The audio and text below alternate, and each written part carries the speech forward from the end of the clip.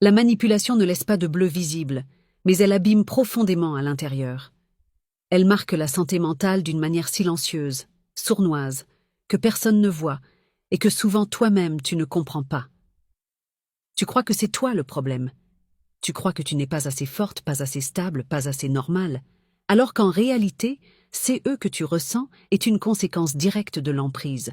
C'est ce corps qui reste en alerte en permanence, comme si un danger allait surgir à chaque instant. Tu sursautes pour rien, tu n'arrives pas à te détendre, ton sommeil est agité. Même quand la porte est fermée et que tu es en sécurité, ton système nerveux ne le sait pas encore. C'est aussi cette culpabilité qui s'accroche à toi. Chaque silence, chaque colère, chaque manipulation a fini par te convaincre que c'était ta faute. Alors tu portes un poids invisible, tu t'excuses sans cesse, tu te sens responsable même de CE que tu n'as pas causé. Il y a aussi CES trou de mémoire qui t'effraie. Tu crois perdre la tête, mais CE n'est pas de la folie. C'est ton cerveau qui a choisi de ranger dans l'ombre CE qui était trop douloureux à supporter. Il a fermé des tiroirs pour t'éviter de t'effondrer. Et puis, CE doute permanent de toi-même. Après avoir entendu si souvent « tu inventes »,« tu exagères »,« tu es trop sensible », tu as fini par croire que tes ressentis n'étaient pas valables. Tu doutes de tes choix, de tes intuitions. Tu cherches la validation des autres pour savoir si CE que tu ressens est vrai.